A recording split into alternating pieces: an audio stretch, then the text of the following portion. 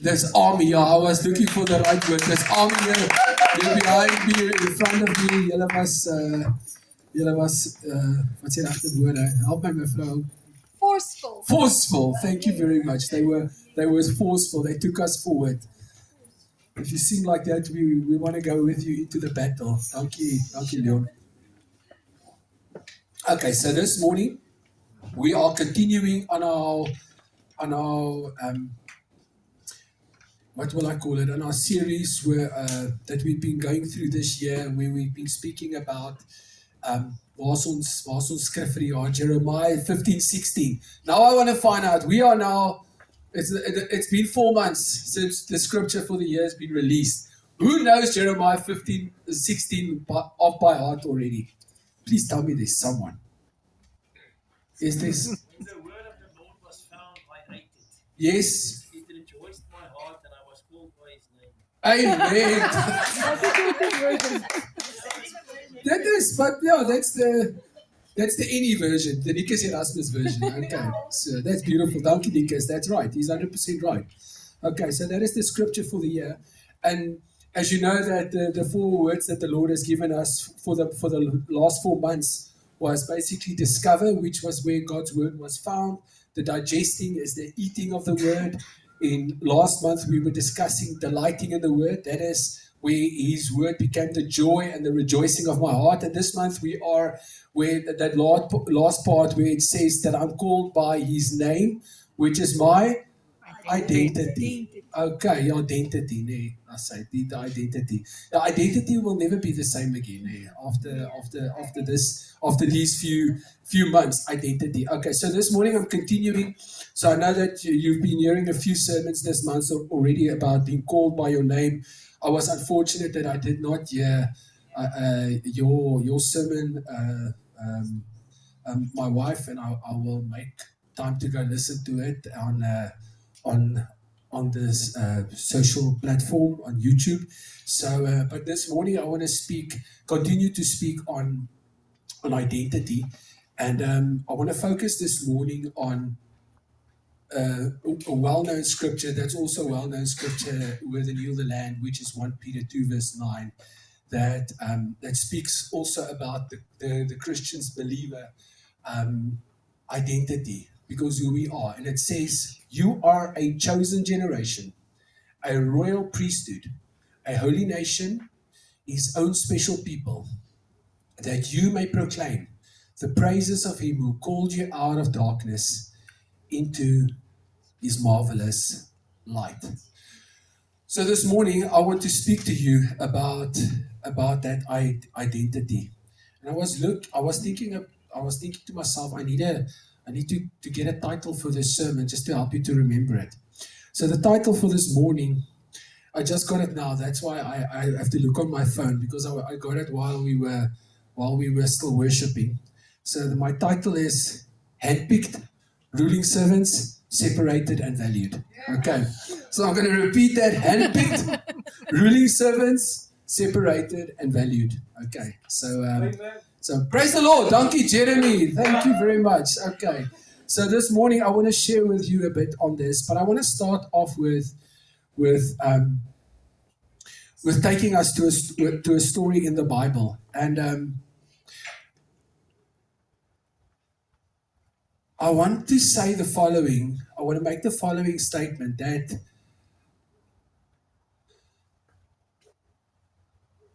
how am I going to put it? Maybe let's read the story first, because then when we read the story, then I have context for you to understand what I'm gonna say. So I want to take us to Judges. If you can take us to the story in Judges, it's a story that is quite well known in Judges 6, and this is a story of a guy called Gideon. Okay. Mooi Afrikaanse naam, nee. Okay. And let's just read the story. It says, the children of Israel did evil in the sight of the Lord. So the Lord delivered them into the hand of Midian for 7 years. And the hand of Midian prevailed against Israel because of the Midianites. The children of Israel made for themselves the dens, the caves, and the strongholds which are in the mountains. So it was, whenever Israel had sown, Midianites would come up also Amalekites and the people of the east would come up against them. Then they would encamp against them and destroy the produce of the earth as far as Gaza, and leave no sustenance for Israel, neither sheep, nor ox, nor donkey. For they would come up with their livestock and their tents, coming in as numerous as locusts. Both they and their camels were without number, and they would enter the land to destroy it. So Israel was greatly impoverished because of the Midianites, and the children of Israel cried out to the Lord. And it came to pass, when the children of Israel cried out to the Lord because of the Midianites, that the Lord sent a prophet to the children of Israel, who said to them, Thus says the Lord God of Israel, I brought you up from Egypt and brought you out of the house of bondage. And I delivered you out of the hand of the Egyptians and out of the hand of all who oppressed you, and drove them out before you and gave you their land. Also I said to you, I am the Lord your God. Don't fear the gods of the Amorites in whose land you dwell, but you've not obeyed my voice. Now the angel of the Lord came and sat under the terebinth tree, which was an Ophrah, which belonged to Joas the Abizrite, while his son Gideon threshed wheat in the winepress in order to hide from the Midianites. And the angel of the Lord appeared to him and said to him, The Lord is with you, you mighty man of valor. Staan nog so 'n paar versies, is it only up to there? Okay, that's fine. We can just go up to there. So what I want to speak to you here about this morning is that God called something out over Gideon that Gideon did not see about himself. You see, the thing is, if you read that, it says that Gideon was hiding. It says they were hiding in the caves and in the dens. Gideon had the perception about himself. And it says there that he was threshing wheat in the winepress. Now, I don't know if you know how a winepress looks. And I don't know if you know how a threshing floor looks. It is not the same platform. A threshing floor is something that is in the open, that is clear, that you can see that you need space on to move. When you look at a wine press, it is something that is sort of like down low, where you literally can hide away. So this was actually a bit of it was a bit of a pathetic scene, because Gideon was trying something to make ends meet, because he had a mindset, he was afraid, because he didn't realize, he couldn't see over himself what God knew about him already. You see, the thing is, he was hiding and he was trying to make ends meet, and he was trying to thresh the wheat here within this little wine press, hiding away, looking when the enemy will come again and destroy and take away. But you see, the thing is, what Gideon did not realize, God called out something over him.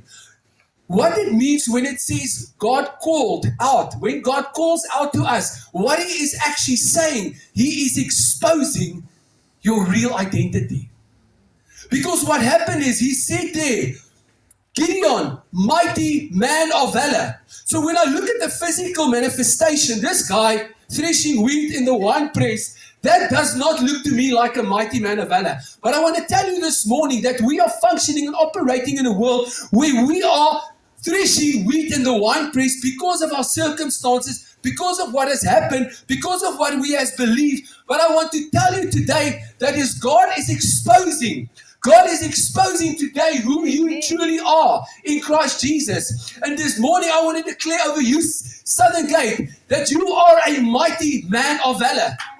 You see, the thing is, when Abraham actually was listening to God, when he called him out of the land of Ur, and as he was moving, and in Genesis 17:4 and 5, it actually says, you will be the father of many nations.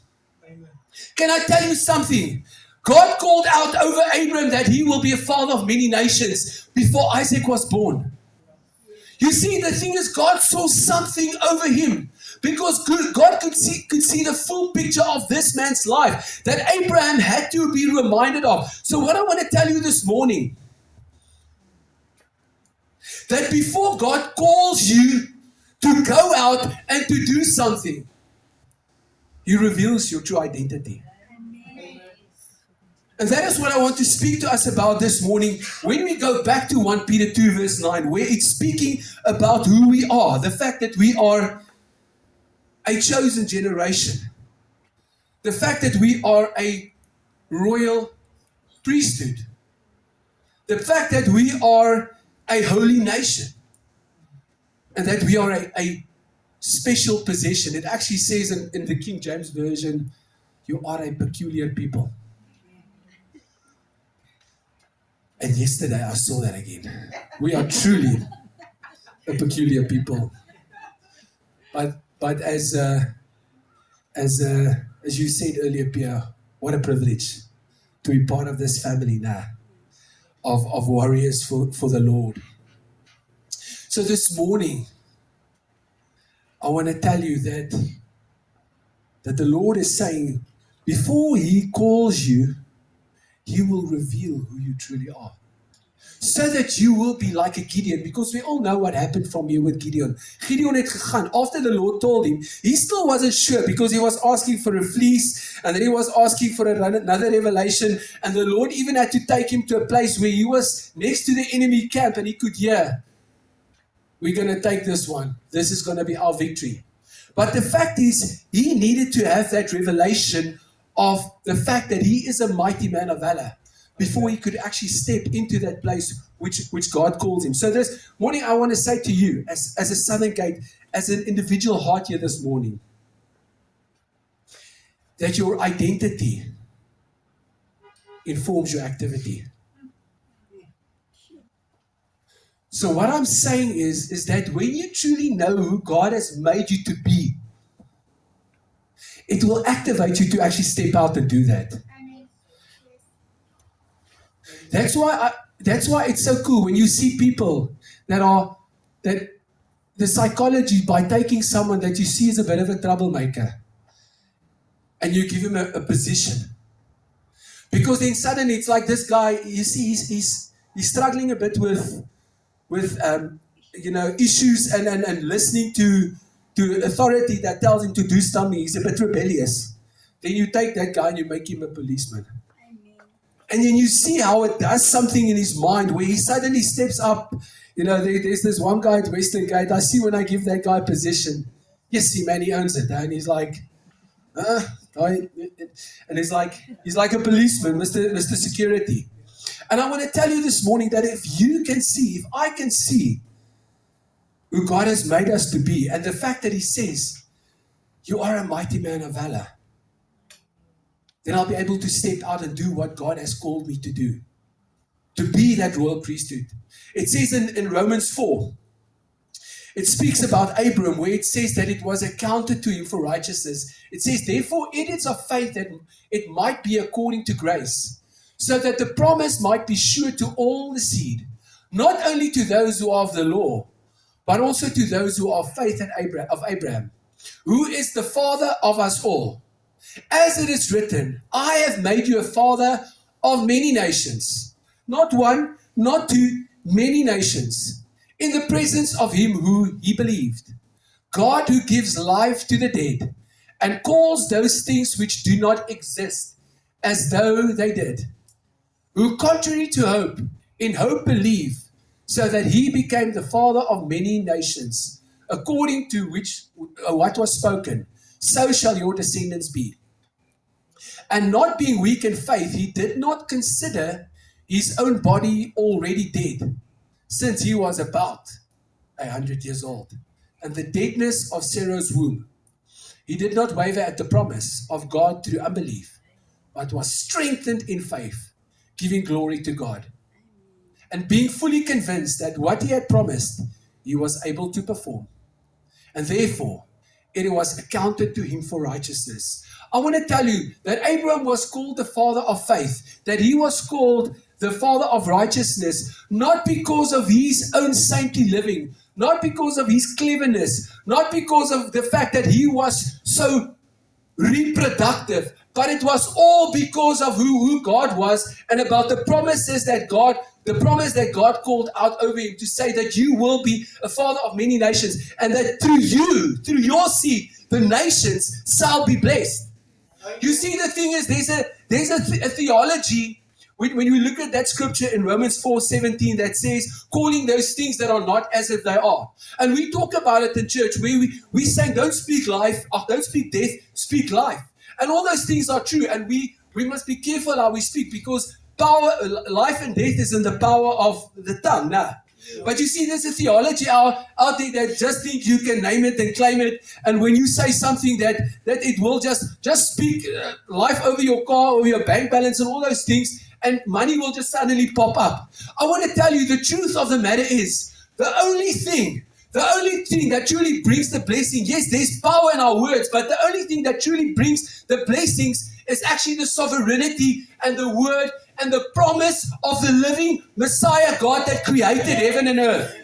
And that is what is important. That is something that we need to understand, what it means when it says calling those things that are not, calling those things that do not exist as if they are.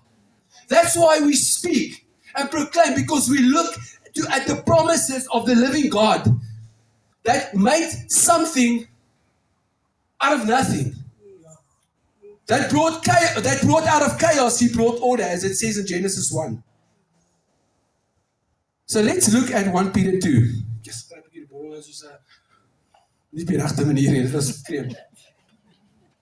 Excuse julle. Well, let's go to 1 Peter 2:9. You can all have word onthou. O, hy's daar so kan. It says, you are a chosen. Kom ons sê dit saam. You are a chosen generation. A royal priesthood. A holy nation. His own special people. That you may proclaim the praises of him who called you out of darkness into his marvelous light. A chosen generation.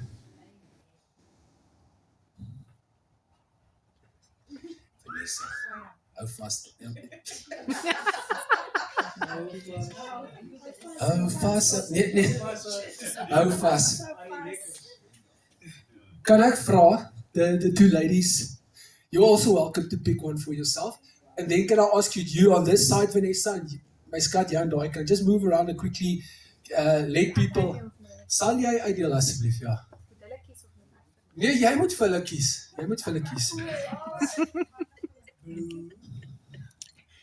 Dankie.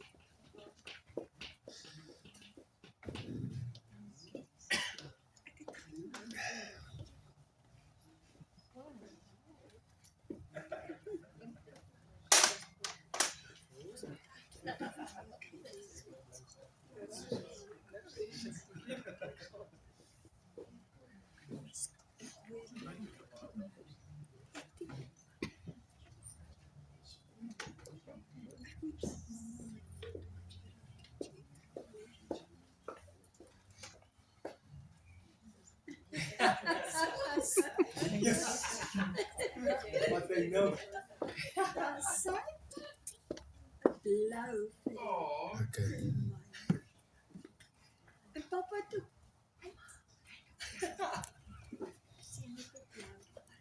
Ek kan nou net seker maak wat hier gebeur het.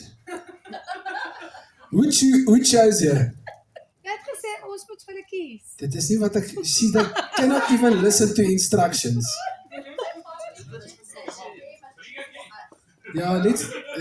Let's okay, can we do it a second?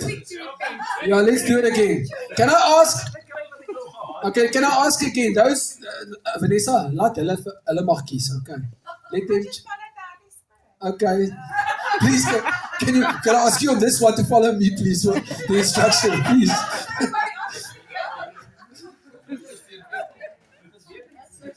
Kies nou maar weer. Julle kan nou maar die ander een hou ook. There's enough. So pick, you can choose another one.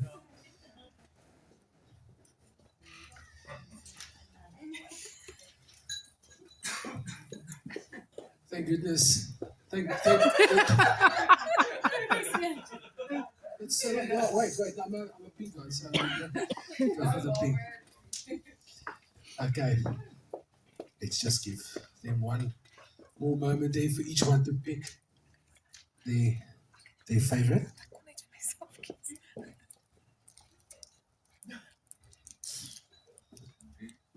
I still think this was prophetic. Okay, I believe so. Because it is actually. I think it is.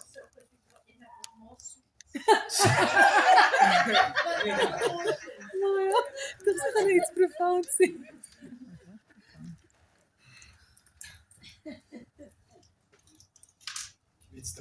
Let's taste the one that was picked for me. I'll give some feedback a bit later. Dankie Vanessa. Dankie my skat. That was it was prophetic. So what it is saying, you are a chosen generation. It says in the scripture in Ephesians 1:4, it says, God chose us in Him before the foundation of this world. The word chosen is the Greek word eklektos, where we get the word election from. And it basically means to pick out of.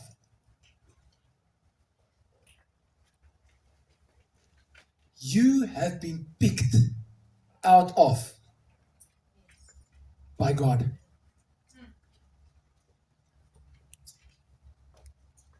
It is not like a potluck where we'll all throw something in and we'll study boxing or say,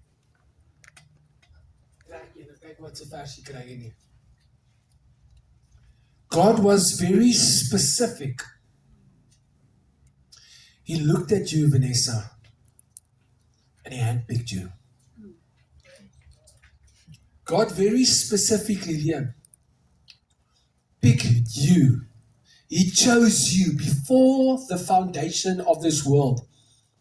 He knows you by name. He says, you are mine. It says in Matthew 22:14, it says, many have been called, but few have been chosen. And a lot of people, when we think about this concept of predestination of an election, we start to think to ourselves, is God unfair? How does it work that God can choose, as it says in Ephesians 1:4, before the foundation of this world? I cannot explain it to you. I don't understand it. But all that I know, who am I that me as the created thing can ask God, why did you do this or why did you do that? You see, the thing is, God leaves us over. God understands that there will be a people that will not choose to follow and walk in His footsteps. And that's why even in this process of knowing that we have been chosen, we can say, but okay, hands off. So we can just rely on the total sovereignty of God. But the reality is God has called us, as Jesus said in Matthew 28, where He gives us the Great Commission that we walked out yesterday, where we went out and where we went to go and share and to go and remind people of the fact that there is a God out there that loves them and cares for them. It speaks about the fact that we are a chosen generation.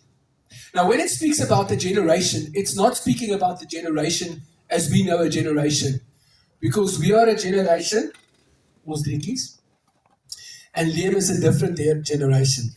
And Oma is a different generation. Excuse me, is a different generation. Okay. Maar in ieder geval is het goed as ek sê Oma, want dan generation. Okay. But when it's speaking about the generation in the context of this word, it is actually a word that speaks about a family. It speaks about a household. That's why it calls us in Ephesians 2:19 that the household and the family of Christ. So when you look actually at that, it actually says that we are a chosen or a hand-picked family. Yes. That's why yesterday when we got back from the outreach, what did we say with the photos I did? We said we do the gesins. Yeah, we do the household photo first, and then we do the family photo, because the household photo was the group that went out, the 5 people that went out, and the family photo was the 25 of us. And I want to tell you this morning, because if we can start to understand in this whole creation of about how many? 8 billion people. That we belong. We have been chosen by God. We are part and handpicked of a family. And then when I understand I'm part of a family, it also starts to change the way I operate and think. Because then I realize I have a role in a family to play. And if I don't fulfill my role, the family suffers.